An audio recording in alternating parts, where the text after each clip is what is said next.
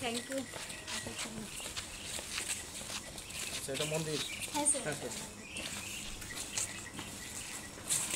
এগুলো কি রেস্কিউ করেন আপনাদের? না স্যার, রেস্ট্রিকশন চপার দিয়ে পায়ে মারছে, পেটটাও গেছে, প্লাস ফ্র্যাকচারও আছে। ডক্টর বলছে যতদিন অব্দি হিল না হবে ততদিন অব্দি প্লাস্টারিং করা যাবে না। আর এটা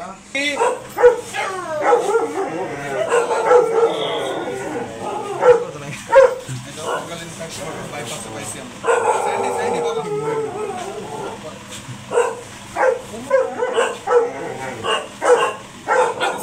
এখন না ওই জার্মান শেপার্ডটা বাইপাসে পাইছি।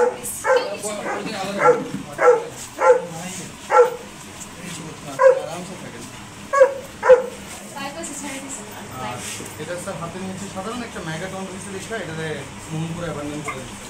ওটা ব্লাইন্ড দেখো, এটাতে এই প্রোডাক্ট থেকে আনেন আপনারা? স্যার টাটায় আনতে লাগে। স্প্যানিয়েল আমরা অবনগর হসপিটালের সামনে ছেড়ে দিয়ে গেছে গিয়া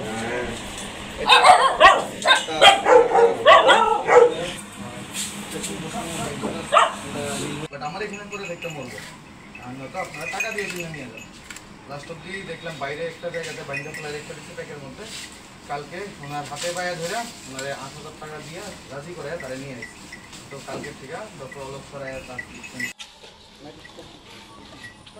চেয়ার আনো, বাইরে আনো চেয়ার। নামাইতে গিয়া আমার এখানে ফেলাইয়া ঘুরি বান থাকাতে এটা সম্মুখীন এটা এনআইটি কলেজের ধীরে ধীরে বলতে পারে ভীম ভীম ভীম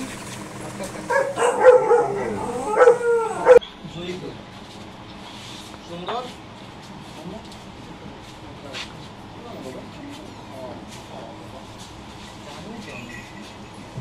ট্রেনটার উপর দিয়ে গেছে আরে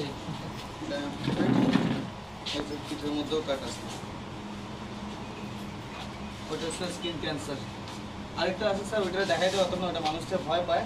ঘটনা হচ্ছে তার মুখের মধ্যে ধর্মনো করে কেউ বাজি ফুটাই দিচ্ছে, নিচে জটা পুরোটা 2 পার হয়ে এমন ধরে নেমে গেছে। ওইটা নিচেই লুকাই রয়েছে, তারা আনতে পারতাম না, দেখাইতে পারতাম। আজকে যুগন্ডনগর স্থিত ক্যানাইন রেস্কিউ সেন্টার সেটা ভিজিট করেছি, যার কর্ণধার এই এনজিওর স্বর্ণালী ম্যাডাম আছেন, আরও 2-1 আছেন। তারা 11 জন মিলে একটা এনজিও ফর্ম করেছে এবং এই এনজিওর মূল যেটা কাজ, তারা আমাদের সমাজে বা বিভিন্ন জায়গায় যে সমস্ত অ্যানিমেলস, যেমন ধরুন গরু, ছাগল, কুকুর, বিড়াল, বিভিন্ন পশু যেগুলি হয়তো অসুস্থ অবস্থায় রাস্তায় পড়ে থাকে, তাদেরকে কেউ দেখাশোনা করে না, তারা কোনো রকমের সহযোগিতা পায় না, যে সমস্ত পশু পাখি বা অ্যানিমেলস, তাদেরকে তারা সেই সমস্ত জায়গা থেকে রেস্কিউ করে তাদের রেস্কিউ সেন্টারে, ক্যানাইন রেস্কিউ সেন্টারে তারা নিয়ে আসেন এবং সেখানে সমস্ত রকমের মেডিকেল ফ্যাসিলিটি তারা প্রোভাইড করেন। তাদের ট্রিটমেন্টের দায়িত্ব ক্যানাইন অর্গানাইজেশন নেয় এবং আমি আজকে এটা দেখার জন্য এসেছি। সত্যি আমার খুব ভালো লেগেছে এবং আমি কৃতজ্ঞ এবং ধন্যবাদ আমি জ্ঞাপন করতে চাই ক্যানাইনের সমস্ত কর্মকর্তাদের, যে তারা এইভাবে, আমি দেখেছি অনেকগুলি কুকুর, গরু যেগুলি হয়তো কোনোটা গাড়ি নিচে চাপা পড়েছিল, কারোর পা কেটেছে, কারোর হাত কেটেছে, কোনো কুকুরের উপর পুরো গাড়ি চলে গেছিলো, হয়তো সে পুরো বডি প্যারালাইজড, কোনো গরুকে ধাক্কা দিয়ে কেউ মেরেছে, কেউ অস্ত্র দিয়ে মেরেছে, এদেরকে তারা মানে রেস্কিউ করে সেই সমস্ত জায়গা থেকে তারা এখানে তুলে এনে একটা মানুষের প্রতি মানুষ যেভাবে চিকিৎসা পরিষেবা দেয়, অর্থাৎ একটা বাড়ির মানুষ যেভাবে, তার বাড়ির মানুষ যদি অসুস্থ যেভাবে পরিষেবা বা যেভাবে সেবা শুশ্রূষা করে, সিমিলারভাবে তারা এই পশুদেরকে তারা পরিষেবা দিচ্ছেন। এটা সত্যি আমার কাছে অত্যন্ত ভালো লেগেছে, মহান কাজ তারা করছেন।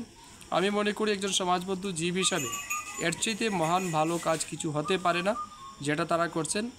আমরা সবাই তাদের প্রতি গর্বিত, সমাজ গর্বিত এবং আমি বিশ্বাস করি যেভাবে তারা মানবিকতার দৃষ্টি এবং নজির এখানে তৈরি করেছে, ভগবানও নিশ্চয়ই তাদেরকে সেইভাবে আশীর্বাদ করবেন, তারাও আগামী দিন ঈশ্বরের আশীর্বাদ প্রাপ্ত হবেন। এবং আমি মনে করি এভাবে করে আমাদের সমাজকে বাঁচিয়ে রাখতে হবে। আমি আমার দপ্তরের পক্ষ থেকে যে রকমের সহযোগিতা সম্ভব আমি সব রকমের সহযোগিতা তাদেরকে প্রোভাইড করার আশ্বাস দিয়েছি। ইতিমধ্যে আমরা আমাদের ডিপার্টমেন্ট থেকে কিছু ফান্ড তাদেরকে দিয়েছি ফর কনস্ট্রাকশন পারপাস। আমরা দেখেছি এখানে তারা 1-2টা শেড নির্মাণ করেছে তাদের থাকার জন্য। ভবিষ্যতেও আমরা দেব। মেডিসিন পারপাসতেও তারা কথা বলেছে, আমরা বলেছি তাদেরকে আমরা সহযোগিতা করব। ওভারঅল আমার দেখে ভীষণ ভালো লেগেছে আমি সত্যি, এবং ইমোশনাল হয়ে গেছি যেভাবে তারা পশু পাখিদের বা পশুদেরকে গুরুতর অসুস্থ সিরিয়াস, ইভেন আমি দেখেছি এখানে ক্যান্সার পেশেন্টও আছে, মানে কুকুর ক্যান্সার হয়ে আছে, তাদেরকে মানে কেমোথেরাপি তারা রেগুলারলি দিচ্ছেন, চেক আপ করাচ্ছেন ডাক্তার এনে। তো it's an great work they are doing.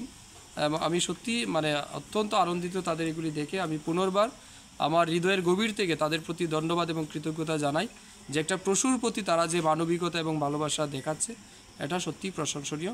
আমি পুনর্বার তাদেরকে ধন্যবাদ জানাচ্ছি।